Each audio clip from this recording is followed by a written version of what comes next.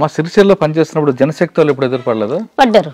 మరి వాళ్ళకి మీకు బాగా యుద్ధం జరిగేది కదా ఫస్ట్లా అంటే అట్లా ఉండేది, కానీ తర్వాత వాళ్ళు ఏమనలేరు, ఇక అలా తగ్గిపోయింది కూడా. వల్ల సిరిసిల్ల ఆ ఏరియాలో తిరుగుతున్నప్పుడు పోలీసులు ఎవరు ఎక్కువ మీకు బాగా గుర్తుండిపోయిన పోలీసు చెప్పండి? బాగా గుర్తున్న పోలీసు వాళ్ళు అంటే నాకేం తెలియదు. అది ఎంతకాలం ఉండవు మా పార్టీలో? పార్టీలు ఇక నేను పూర్తిగా పోయింది అయితే ఇప్పుడు మళ్ళా మధ్యలో అంటే ఫస్ట్ చిన్నప్పుడు కాకుండా మళ్ళా పోయింది అయితే 98లో పోతే 2003లో 5 సంవత్సరాలు. 5 సంవత్సరాలు పార్టీలు ఉన్నారు. ఎక్కడెక్కడ తిరిగారు? ఇక నాకు ఇచ్చింది ఇదే ఏరియా. ఇక నాది ఇబ్రహీంపట్నం నుంచి ఇక్కడ నుంచి మొదలుకుంటే ధర్మపురి ఏరియా దాకా. ఇక నాకు అప్పుడు సలీం దళం అన్నట్టు ఉండేది, గుర్తు ఎదురుపడిందా? ఎక్కడిది? మాకు ఇక్కడ జనశక్తి లేదు. మాకు ఈ రోడ్డు ఇవతల మాకు జనశక్తి అనేది లేదు. అటు సిరిసిల్ల ఏరియాకై ఉన్నది, కానీ మాకెళ్ళి ఎప్పుడు జనశక్తి పార్టీ అనేది లేదు, అసలే లేదు. అప్పుడు మీరు పార్టీలో ఉండి 5 సంవత్సరాలు ప్రజల కోసం ఏం చేశారు? నిరంతరం ఏంటంటే మేము ఈ కూలీలు పెరగటానికి కోసం, నేను ఇక్కడ ఏరియాగా ఉన్నప్పుడైతే కూలీలు పెంచుకోవడం కోసం, జీతాలు పెరగటానికి కోసం. జీతంలో ఎప్పుడు వలస వచ్చిన వాళ్ళు కూడా చాలామంది ఉందరు. ఆ గంగోతలకి వెళ్ళి అక్కడికి వెళ్ళి ఇక్కడికి వెళ్ళి వచ్చి జీతాలు ఉందరు. ఇక్కడ వాళ్ళకు ఏదన్నా పాము గరిచినా ఏదన్నా ప్రమాదం జరిగినా రైతు కట్టియాలని రైతు మీద మాట్లాడుతుంటిమి. తర్వాత ఈ పసుపు కానీ పంట గిట్టుబాటు ధరల మీద వాళ్ళను పిలిపించి, రైతులను పిలిపించి వాళ్ళను ర్యాలీకి పంపించి, ధర్నాకు పంపించి మేము వెనకాల ఉండేటోళ్ళం. వాళ్ళ చైతన్యం తీసుకొచ్చారు. అదే వాళ్ళను ముందుకు పంపించి మేము వెనకాల ఉండి నడిపించేటోళ్ళము. తర్వాత ఈ మామిండ్లు తోటలు ఇవన్నీ భూస్వాముల తోటలలో మామిడికాయలు దింపిపిచ్చుడు, పంచిపిచ్చుడు, అందరు ఎంపుకోమనుడు, అట్లా చేసేది అన్నట్టు. మరి అంత నిర్బంధం మధ్యన ఎలా ఉన్నారమ్మా మీరు? నిర్బంధం ఎక్కువ ఉంది కదా. నాకు ఏమి అనిపించేది. మాకు కోనపూర్ ఫైరింగ్ ఒకటి పెద్ద ఫైరింగ్ అయింది. కోనపూర్ ఫైరింగ్లో నేను ఆరోగ్యమే సరిగ్గా లేను. నాకు బయటకు వెళ్ళాలంటేనే నాకు ఒక మనిషి ఎంబడి ఉండాలి. ఫైరింగ్ జరుగుతుంటే నాకు ఆ ఫైరింగ్లో పోవాలన్నట్టు అనిపిస్తున్నది. నాకే అప్పటికే నాకు ఇంకా ఆరోగ్యం బాగలేదంటే వీళ్ళందరేమో నువ్వు మెయిన్లో ఉండు అని అన్నారు. నన్ను మెయిన్లో ఉండు అంటే నాకు ఉండబుద్ధి అయితే లేదు. కలసు ఆయన వెంటనే తుపాకు ఓపెన్ చేసి 2 రౌండ్లు కలిపేసిన. 2 రౌండ్లు దెబ్బలు కొట్టిన మళ్ళీ వెనకకు తీసిండ్రు. ఫైరింగ్ ఎంతసేపు జరిగింది? 3 గంటలు 4 గంటలు జరిగింది. అది ఏం కాలేదా? ఏం కాలేదు. వాళ్ళ వైపు ఏం కాలేదు. 3-4 గంటలు జరిగింది. అట్లా ఉంటుంది అన్నట్టు. ఫైరింగ్ అంటే మంచిగా అనిపిస్తుంది. చచ్చిపోయినా ఏమనిపించదు, బ్రతికినా ఏమనిపించదు, ఏది ఏమనిపించదు. ఫైరింగ్లో ఇట్లా భయం అనేది అనిపించదు అన్నట్టు. కొట్టిన వాళ్ళమే కావాలా, ముందరికైనా కావాలనిపిస్తుంది. మళ్ళీ నాకు చాలా ఏముండే అంటే ఫస్ట్ నుంచి ఏముండేలంటే నేను పార్టీలో చనిపోవాలనేది ఉండే. అయ్యో ఎందుకు?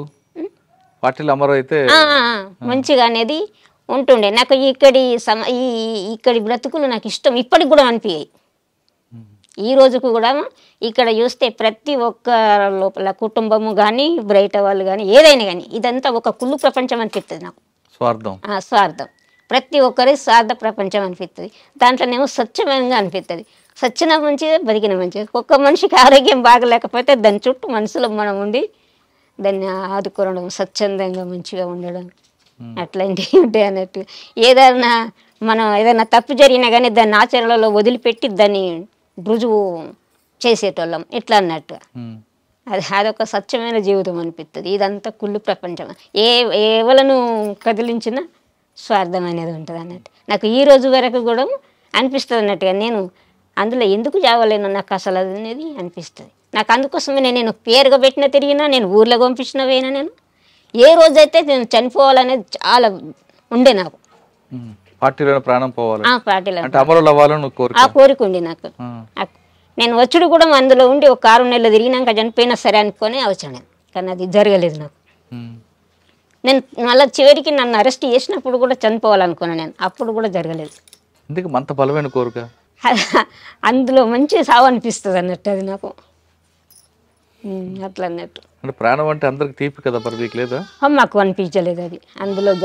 అందులో చనిపోవాలనేది 4 రోజులు ఉన్నా సరే కానీ అందులో చనిపోవాలనేది. నాకు ఒక్కొక్కసారి ఆరోగ్యం బాగలేకపోతే వీళ్ళందరూ నా చుట్టూ ఉంటే నాకు అనిపిస్తుండే ఇప్పుడే చనిపోతే బాగుండు అనిపిస్తుండే వీళ్ళ మధ్యలో అంత మంచి అనిపిస్తుండే అట్లా. మా అడవిలో స్వచ్ఛమైన గాలి నీరు అన్నీ ఉంటాయి. మీరు అన్నట్లుగా అందరూ అన్నలు అక్కలో స్వచ్ఛమైన ప్రేమ అది. గ్రామస్తులు వాళ్ళు ఎలాంటి కుళ్ళు కుట్రలు ఏది ఉండదు. కానీ అడవుల్లో తిరుగుతున్నప్పుడు ఈ పాములు ఇవన్నీ ఉంటాయి కదా, మీకు ఇప్పుడు ఇబ్బంది పడలేదు? పాము గడిచింది నాకు. పాము కాటుతోటే నేను ఇంటికి వచ్చిన ఇప్పుడు, లేకపోతే నేను వచ్చేదాన్ని. మరి ఎందుకు బయటకు వచ్చావు? పాము కాటుతోటి వచ్చిన నేను అంటలేను ఇంటిగా. నేను ఇక ఇక్కడ నాకు ఈ ఏరియాలో ఫుల్ నిర్బంధం పెరిగింది. నేను అంటలేను ఏ ఊర్లోకి పోయినా కానీ ఈ ఊర్లో కూడా 2-3 సార్లు చుట్టుముట్టారు పోలీసు వాళ్ళు. ఇదే ఊర్లో కూడా ఇట్లాంటి టైంలో నాకు అంతా ఇట్లా ఊర్లో ప్రతి వాడ ప్రతి ఇల్లు తెలుసు నాకు. ఇక అందరు నేను ఓపెన్గా తిరిగింది. ఇక ఆల్ రౌండ్లో తిరగదు ఏంటంటే ఇక నన్ను ఎట్లనో పంపించేస్తారు ఇల్లు. ఎందుకు పార్టీ చెప్పొచ్చారా చెప్పకుండా వచ్చారా మీరు? ఎప్పుడు లాస్ట్ లో నేను అరెస్ట్ అయినా. ఎలా? పాము కాటుతోటి. నేను అంటే అరెస్ట్ కాకముందు పార్టీలో దాదాపు 5-6 సంవత్సరాలు ఉన్నారు కదా, మరి మీ వివాహం జరగలేదు పార్టీలో? లేదు లేదు, నేను దాన్ని ఎప్పుడు కోరుకోలే. వివాహం అనేది నేను ఎప్పుడు కానీ నాకు చిన్నప్పటి నుంచి లేదు. నేను చెప్తారు కదా నాకు 16 సంవత్సరాల నుంచి నేను పార్టీ హ్యాండ్ ఓవర్ లో ఉన్నా గనక, నేను చిన్నప్పుడు 16 ఏళ్ల నుంచి నేను పార్టీ హ్యాండ్ ఓవర్ లో ఉన్నా గనక నాకు ఆ ఊహ కూడా రాలేదు. అంటే మిమ్మల్ని ఎవరు చేసుకుంటాను కూడా లేదు? నాకు అసంటి రాలేవు. నేను అసంటి అవిటికి దూరం. నేను ఎప్పుడు కూడా పెళ్ళి అనేది నాకు అది అది అది రాలేదు నాకు. అందరూ నాకు చాలా మంచిగా ఉందరు వీళ్ళందరూ. అంత కఠినంగా ఉన్న మీరు ఎలా దొరికిపోయారు పార్టీ పోలీసులకి? అది ఇన్ఫర్మేషన్ తోటి దొరికిపోయింది. ఇన్ఫర్మేషన్ తోటి దొరికిపోయింది. ఎక్కడ? నేను బయటకు వెళ్ళేది ఉండే, ఉత్తరప్రదేశ్ నేను వెళ్ళేది ట్రాన్స్ఫర్ నది. ఎక్కడ నుండి? ఇక్కడ నుండి. ఇక్కడ నుండి ఇక్కడికి నాకు చాలా బాగా నిర్బంధం పెరిగిపోయింది. ఉత్తరప్రదేశ్ కు నేను వెళ్ళేది. నన్ను ఒకసారి రైలు ప్రయాణంకు నన్ను పంపిస్తామన్నారు. వరంగల్ దాకా పోయినాక అక్కడ ఎన్కౌంటర్ అయింది. ఎవరిది? అక్కడ ఫైరింగ్, అంటే ఎన్కౌంటర్ కాలేదు కానీ ఫైరింగ్ అయింది. అక్కడ నుంచి మళ్ళీ రిటర్న్ వచ్చిన. ఇక నేను దళం నుంచే పోతా కానీ నేను ఈ బస్సుల ప్రయాణం చేయని చెప్పని ఎన్ని రోజులన్నా కానీ దళాలతోటే పోతా. నేను ఈ ట్రైన్లకు వీటికి నేను పోనని చెప్పి నేను వింటాను పద్మక్క వాళ్ళతోటి అని వల్ల మరి సరే పని అన్నారు. ఇక అప్పటికి నేను ఇక నేను వాళ్ళతోటే ఉంది. ఇక నేను బయటకు వెళ్ళిపోవడే ఉండే. మేము పద్మక్క మేము పోతామంటలకల్లా పద్మక్క వాళ్ళది ఎన్కౌంటర్ అయింది. ఎక్కడైంది? నేరాల ఎన్కౌంటర్. ఇప్పుడు చెప్పింది నేరాల వాళ్ళ అక్కడ ఎన్కౌంటర్ అయింది. ఆమెతోటి నేను బయటకు వెళ్ళేది. ఇక అప్పుడు ఆమె అది అయిపోయిందంటే మళ్ళీ ఒకసారి పోతే మళ్ళీ ఫైరింగ్ అయింది. ఇక నేను బయటకు పోయేది ఆగిపోయి మళ్ళా తర్వాత ఆర్కే ఉండే అప్పుడు వరంగల్ ఆర్కే మళ్ళీ ఇక్కడికి వచ్చిండు ఆయన అప్పుడు ట్రాన్స్ఫారంలో ఇక్కడికి వచ్చిన వల్ల ఆయన చెప్పిండు నువ్వు పోవుడే ఉంటుంది, నేను మాట్లాడినని చెప్పాను అన్న వల్ల సరే డేట్ ఫిక్స్ చేసిండ్రు పంపించడని. అక్కడ మానాల దగ్గర మరి మొదల ఉంటుంది. అక్కడ పొద్దుకి అందరం 10-12 మంది ఉన్నాం. అందరము నేను క్యాన్ నీళ్ళు నేను మోయకపోదు ఇంటి, వీళ్ళందరూ క్యాన్లు పట్టుకుందరు. అక్కడ నీళ్ళు గుట్టకెక్కిస్తారు. నీళ్ళు క్యాన్లు పట్టుకొని గుట్టకెక్కుతారు. గుట్టకెక్కినాక వీళ్ళతోటి నేను వచ్చేటప్పుడు ఏమైందంటే నా బట్టలు వండుకుంటానని నేను వీళ్ళతోటి గుట్టకెందుకు ఆ బోర్ కాడికి పోయాను అన్నట్టు. బోర్ కాడికి పోయేటోళ్ళకల్లా అందరూ కాలు చేతులు కడుక్కున్నారు, చేసిండ్రు, బట్టలు వండుకున్నారు. నేను కూడా బట్టలు వండుకునేటనే సమయంకు ఇట్లా ఒడ్డు మీద డ్రెస్ యూనిఫామ్ కదా అది వేసి సబ్బు పెడతంటలకల్లా వచ్చి ఇక్కడ కుట్టింది పాము. అందరు వెళ్ళిపోయిన ఒక్కనే ఉన్నాడు. ఇక అయ్యో అన్న ఏమో గుట్టనే ఇక్కడ అని చెప్పానంటే వాళ్ళకల్లా ఆయన లైట్ చూసి ఆయన దస్తి తీసి ఇక్కడ కట్టిండి. కట్టి అక్క నేను డ్రెస్ నేను వండుకొని అత్త ఉన్నాడు అని చెప్పని నన్ను పంపించి ఆయన నా డ్రెస్ తీసుకొని పిండుకొని ఆయన వచ్చి వాళ్ళు ముచ్చట పెట్టుకున్నారు కొంచెంసేపు. ఇట్లా ఏమైంది అని అంటే ఏం లేదు జరుగుట్టింది ఇది ఏమి లేదని చెప్పన్నారు కానీ పామని చెప్పక దస్తి కట్టిండ్రు. ఆయనతో 2 సూదులు వేసిండ్రు. ఇక మంటలు చేతుబ్బుడు బాగా మంటలు మండడు. అప్పుడు ఇక అందరు వచ్చి చేతులు ఊదుడు తుడుచుడు అది చేసిండ్రు. అయితే దానితో ఇక హాస్పిటల్కి పంపించాలంటప్పుడు పాము కరిచినప్పుడు బయట అప్పుడు అందులోనే ఉన్న కొన్ని రోజులు కనుక లీక్ అయింది అది. ఇక అది మొత్తం హాస్పిటల్లో ఎక్కడెక్కడ పెట్టిండ్రు అన్నది తెలియదు ఇక పోలీసు వాళ్ళు పెట్టాలకల్లా నాకు ఇక్కడ ప్రాంతంలో అందరు తెలిసిన వాళ్ళే ఉంటారు పోలీసు వాళ్ళు. నేను చిన్నప్పటి నుంచి అరెస్టులు అయినా కదా, చిన్నప్పటి నుంచి అరెస్టులు అయినా కనుక ఎక్కడెక్కడ పోలీసు వాళ్ళకి తెలిసే ఉంటుంది అని చెప్పని నిజామాబాద్ జిల్లాలో చిరుకొండ మండలం ఉంటుంది, అక్కడికి నన్ను హాస్పిటల్ అని పంపించారు, వేరే వాళ్ళ దారిన పంపించారు. అలా అది ఎట్లా లీక్ అయిందో తెలియదు.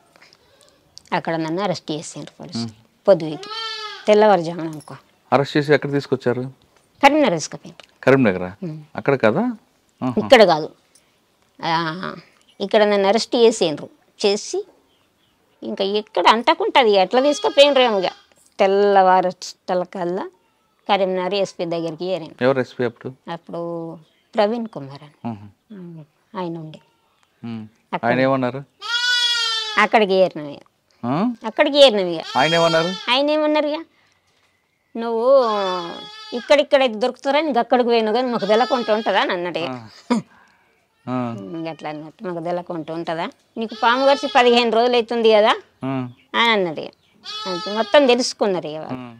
తెలుసుకొని కానీ ఆరోగ్యం మెరుగుపడింది అప్పుడు. పాము విశ్వంత్ బయటకు వచ్చిందా? డాక్టర్ బాగా చూసారా? డాక్టర్ చూసిండ్రు కానీ చేతి వాపు ఉండే. జైలుకి పంపించారమ్మా? లేదు జైలుకి పంపించాలి.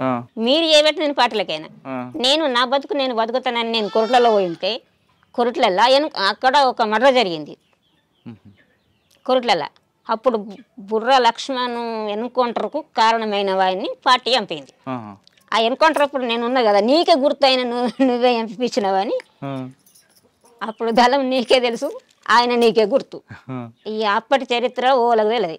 నీకే గుర్తున్నది కనుక నువ్వే చంపించినవా అని నన్ను పట్టుకొని కరెంట్ షాకులు పెట్టిండ్రు, బాగా విపరీతంగా కొట్టిండ్రు. అప్పుడు కొట్టి బాగా కరెంట్ షాకులు పెట్టిండ్రు, రోగడ బండ్లు పెట్టిండ్రు, బాగా చేసిండ్రు. నాకు ఏది తెలియలేదు అసలు.